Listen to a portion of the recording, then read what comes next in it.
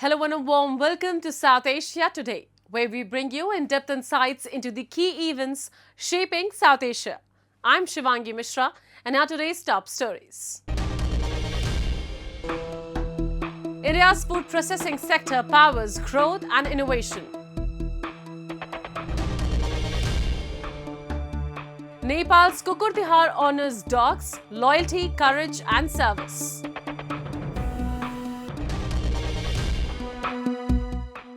PoGB left in the shadows, governance failures highlight at UN. Let's begin the show. India's food processing sector is fast emerging as a key driver of growth, innovation and rural development. The launch of the National Makhana Board in Bihar highlights the centre's focus on promoting niche crops, boosting farmer incomes and strengthening value chains. With modern technology and skill development for rural youth, India is building a globally competitive and inclusive food economy for the future. India's agricultural landscape is undergoing a transformation, turning unorganized sectors into engines of growth and opportunity. The makhana or foxnut industry in Bihar stands as a shining example. Once marked by low returns and lack of structure, it now enters a new era with the launch of the National Makhana Board by Prime Minister Narendra Modi in Purnia area of Bihar. By streamlining cultivation and strengthening the value chain, the initiative promises better prices, sustainable livelihoods, and a stronger global footprint for Bihar, the world's makhana capital. मखाना किसानों को मखाने की अच्छी कीमत मिले, technology का इस्तेमाल बढ़ाया जाएगा, राष्ट्रीय मखाना बोर्ड इसके लिए निरंतर काम करेगा।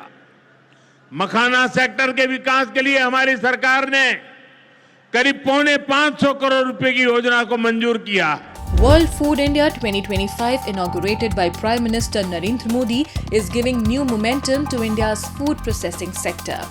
The event brought together farmers, industry leaders, policy makers, and global investors, showcasing advanced technology, sustainable practices, and innovative solutions.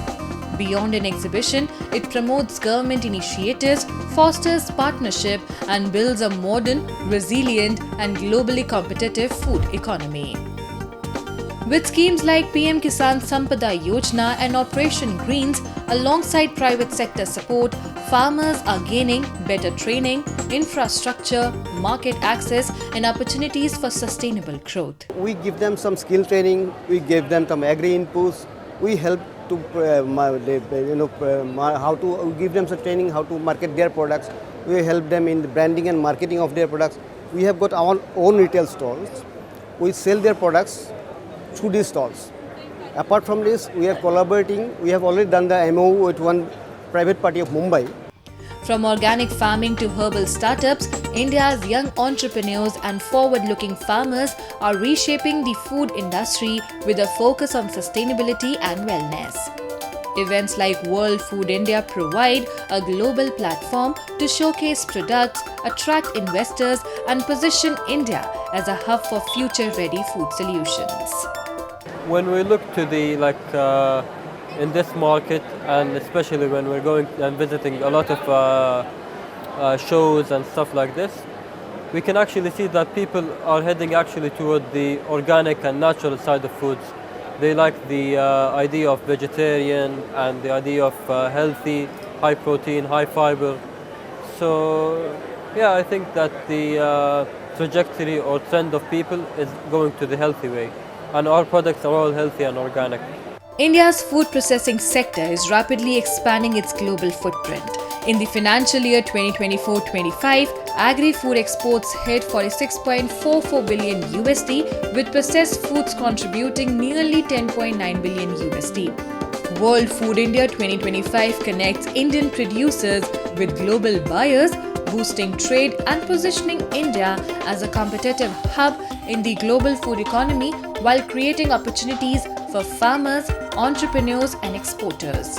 As everyone knows, India are a huge market, so we try to find out the distributor in India. We already have the distributor in Mumbai. Yeah, so the New Delhi is the new market for us. So we try to find out the new markets in New Delhi. India's food processing sector is rapidly growing, driven by government support for modern infrastructure, value addition, and farmer empowerment. World Food India 2025 provides a global platform to showcase innovations, attract investment, and connect stakeholders. With organized supply chains, private collaboration, and youth-led entrepreneurship, the industry is set to create jobs, boost exports, and position India as a global leader in sustainable food processing. In a commendable initiative, the Jammu and Kashmir government has launched a special drive titled Know Your Artisan to promote the rich art and craft of the Kashmir Valley.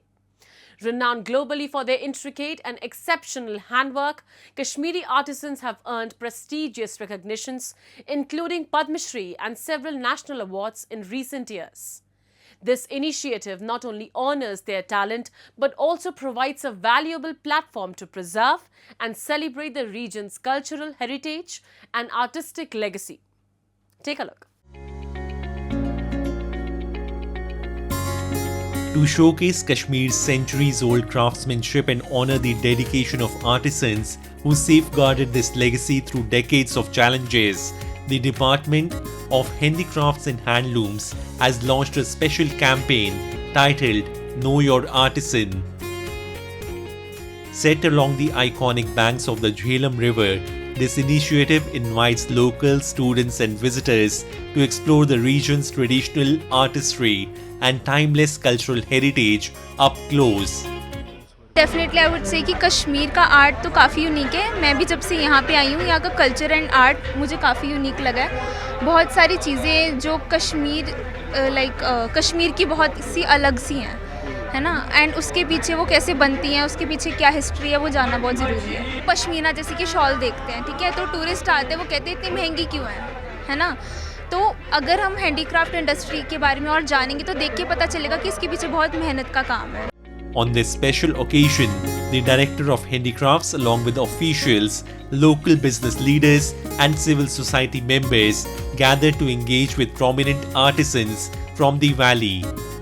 The event featured live demonstrations of traditional crafts such as pottery, pashmina weaving, wood carving, carpet weaving and wool spinning. These hands-on showcases drew significant interest, especially from students, offering them a closer look at Kashmir's rich and diverse artistic heritage. Handicrafts and Handloom Department एक brand promotion का campaign शुरू कर रहा है by the name of Soulful Kashmir. उसमें हमारा एक initiative है Know Your Artisan.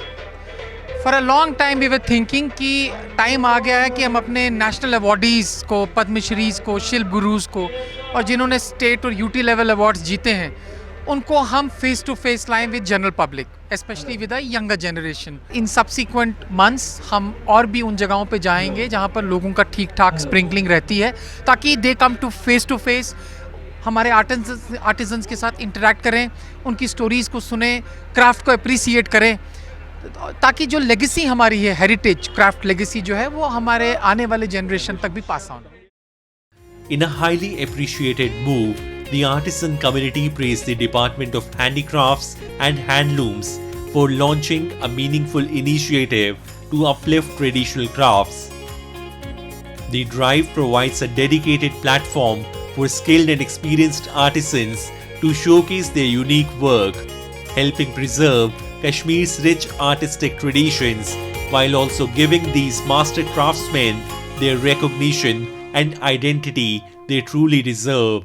बहुत अच्छा किया इन्होंने. ये कोशिश एक है कि ऐसा हो, सारे क्राफ्ट यहाँ, कुछ क्राफ्ट जमा है और क्राफ्ट कश्मीर में है. अल्हम्दुलिल्लाह ये अच्छी ये है अवेयरनेस, एक एडवर्टाइज है. असल तो कश्मीर गवर्नमेंट को ये करना चाहिए दूसरे मुल्कों में कश्मीर क्राफ्ट क्या है और लोगों को सही तरीके से समझाना और उनको दिखाना अच्छा चीज़. ये और होना चाहिए, और स्टेटों में होना चाहिए. ये जो हमारे कॉलेज हैं, यूनिवर्सिटियाँ हैं, वहाँ भी ये होना चाहिए, क्योंकि जो नया तबका है उनको भी समझ आया कश्मीर क्राफ्ट क्या है. कश्मीर क्राफ्ट में फोकस है, ये काम कर सकते हैं पढ़े लिखे आदमी, वो दूसरे मुल्क में जा सकते हैं. वहाँ ये काम कर सकते हैं. ये बहुत अच्छी चीज़ है. The special drive Know Your Artisan reflects the Jammu and Kashmir administration and government's strong commitment to preserving and promoting the valley's rich cultural heritage. By providing artisans a dedicated platform to showcase their unique craftsmanship, this initiative not only revitalizes traditional arts but also boosts local livelihoods. Such progressive efforts highlight the overall development and vision of the J&K administration in empowering communities and preserving Kashmir's timeless legacy. Now we take a look at some happenings in Asia in a segment called Asia Watch. Sanae Takaichi has been appointed Japan's new Prime Minister by Emperor Naruhito, becoming the country's first hardline conservative leader in years. A close ally of former PM Shinzo Abe and the admirer of Margaret Thatcher, Takaichi plans to revive Abe-style economic policies to tackle slow growth and inflation. Her cabinet features only 2 women, Satsuki Katayama as Japan's first female finance minister and Kimi Onoda as economic security minister. Shinjiro Koizumi will serve as defense minister while Toshimitsu Motegi becomes foreign minister. Analysts see her leadership as a continuation of conservative governance with focus on economy and national security. Students gathered outside French embassy in Tehran demanding the release of Mehdi Esfandiari, an Iranian student jailed in Lyon for 7 months over alleged anti-Israel social media posts. Iran claims her detention is unlawful and politically motivated. Esfandiari's relative Ms. Hashemi criticized France's double standards on human rights, saying Mehdi only voiced support for people of Gaza. An Iranian diplomat told Tasneem news agency that her case is now part of a possible prisoner exchange between the two countries. Meanwhile, French citizens Cecil Kohler and Jack Paris remain imprisoned in Iran since 2022. King Charles, Prime Minister Keir Starmer and Foreign Secretary Yvette Cooper hosted leaders from the Western Balkans at St. James Palace on October 21, ahead of the UK Western Balkan Leaders Summit. The reception, attended by regional leaders including Kosovo's Albin Kurti and Bosnia's Borjana Cristo, highlighted Britain's commitment to regional stability, cooperation and European integration. The summit, set for October 22, will focus on strengthening political, economic and security ties between Western Balkan nations and Europe. German Chancellor Friedrich Merz is expected to participate in the discussions aimed at deepening regional partnerships and promoting shared prosperity. At the 60th UN Human Rights Council session, political activist Shehbaz Khan from Pakistan-occupied Gilgit-Baltistan exposed Islamabad's systematic exploitation of the region. The region remains under Pakistan's tight control, where taxation, land leasing and resource exploitation occur without local consent. Decades of political exclusion and governance failures have left its people marginalized, demanding urgent international scrutiny and accountability. We have a report. In a territory where governance fails to reflect local voices, residents face economic and social challenges. The absence of political representation leaves communities vulnerable while illegal taxation adds to their burden. On the sidelines of 60th UN Human Rights Council session in Geneva, Pakistan's systematic operation of Pakistan-occupied Gilgit-Baltistan was exposed, highlighting financial exploitation and unaccountable governance that continues to undermine public welfare across the region. Gilgit-Baltistan is a disputed area in terms of United Nations, and there is a lot of interruptions from Islamabad, because when you are not in a constitutional position, you are a disputed area, so you must be treated as a disputed area and the resolution of UNO, we are disputed area. So then why you are nowadays, you ask me about now what are the situation about taxation.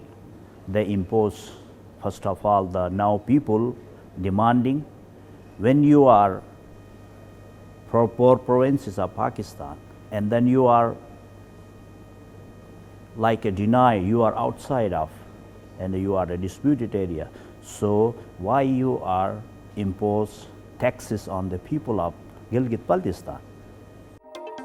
Resource-rich PoGB faces decisions on land and development imposed without local consultation, fueling resentment and uncertainty. Recent floods have devastated communities, yet the government has provided minimal support, leaving residents to rebuild roads, water systems and homes themselves. Strategic projects including cross-border economic corridors further sideline local voices, highlighting how systemic neglect continues to threaten livelihoods and erode trust in institutions. अभी जो है most important जो है इस वक्त जो है सैलाब का जो है एवरीवेयर, ये जो सैलाबी जो है बारिश हुई, ये जो क्या कहते हैं इसको जो है आउटब्रस्ट जो, तो एवरीवेयर जो है सारा जो है गांव के गांव तबाह हो गए। जब वो ये चीज़ें जो है आप वो पाकिस्तान में एक डिपार्टमेंट है जो नेशनल डिज़ास्टर का जो डिपार्टमेंट है, वो जो है इनएफिशिएंट, सिर्फ जो है वो सिर्फ मैसेजेस वो करने के लिए है, बकाया जो है कोई उसका जो है ऑन ग्राउंड जो है कुछ भी नहीं है। तो लोग कहते हैं जब वो करते हैं तो सेल्फ जो है सेल्फ हेल्प कम्युनिटीज़ जो है खुद जो है उन्होंने रोड वो किए, खुद जो है वो पानी के नाले जो गांव-गांव जो है पानी नहीं था, सारा जो है सेल्फ, गवर्नमेंट ने कुछ भी नहीं किया, सिर्फ जो है वो बैठ के जो है वो डिक्टेशन देना और जो है वो खाओ पियो इस तरह की जो चीज़ें हैं। The landscape of Pakistan-occupied Gilgit-Baltistan, rich in natural resources yet politically marginalized, underscores the urgent need for international attention. Without meaningful reforms, unaccountable governance will continue to dominate. Recognition of local rights, adherence to human rights norms, and empowerment of communities are essential to ensure that residents can exercise their agency and safeguard their heritage and resources. In Nepal, the festival of Kukur-Tihar turned streets and homes into a celebration of loyalty and love. Adorned with garlands and vermilion, dogs were honored for their companionship and service.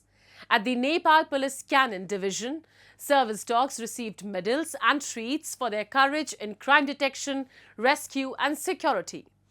Rooted in ancient tradition, Kukur-Tihar highlights the deep bond between humans and dogs, reminding the world to respect and cherish these loyal companions every day. Let's have a look. Nepal recently celebrated Kukur-Tihar, a vibrant festival honoring dogs for their loyalty and companionship. Across homes and streets, garlands, flowers and vermilion powder adorned man's best friend, symbolizing the deep bond between humans and dogs. At the Nepal Police Cannon Division, the festival held special significance. Service dogs, heroes in crime detection, narcotics tracking and search and rescue were celebrated not just as pets but as skilled professionals. They were honored with treats, garlands and medals, recognizing their vital role in public safety.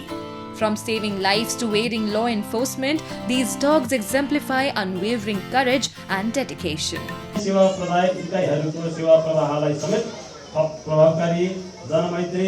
एवं प्रविधि मैत्री बनाउन आवश्यकता अनुसार तालुक नेपाल प्रहरी प्रधान कार्यालय एवं विभागबाट निरन्तर सहयोग प्राप्त भई आइरहेको र आउँदा दिनहरुमा समेत निरन्तर सहयोग प्राप्त हुने विश्वास व्यक्त गर्न चाहन्छु। यस अवसरमा नेपाल प्रहरी संगठन प्रमुखज्यू, विभागीय प्रमुखज्यूहरू लगायत तालुक कार्यालय प्रमुखज्यूहरूबाट नेपाल प्रहरीको केनाइन सेवालाई प्राप्त भएको सहयोग। Nepal Police Cannon Division recently held its annual ceremony to honor the exceptional service and dedication of its dogs. Home to dozens of highly trained canines and serving as a premier training school, the division celebrated the invaluable contribution of these four-legged officers in crime detection, rescue operations and public safety. Among them, one standout dog was awarded the prestigious title of the Dog of the Year for its remarkable role in solving cases and supporting law enforcement. The ceremony highlighted not only their skills but also the loyalty and dedication that make these dogs indispensable partners in keeping communities safe. Today is Kukur Tihar and it is one of the most joyous festivals in Kathmandu where we celebrate dogs for their loyalty and friendship. I think all the countries around the world should learn from Nepal to actually respect dogs and love them for who they are and always respect them regardless where they belong. Rooted in stories and ancient texts like Rigveda, which speaks of Samara aiding Indra, Kukur Tihar celebrates the special bond between humans and dogs. On the second day of Yama Panchang, Nepal honors both pet and stray dogs at dawn, recognizing their loyalty, devotion, and unwavering sincerity. As we wrap up today's episode of South Asia Today, we thank you for joining us. We'll return next week at the same time with more insights and updates. This is Shivangi Mishra signing off on behalf of our entire team. Until then, stay safe and goodbye.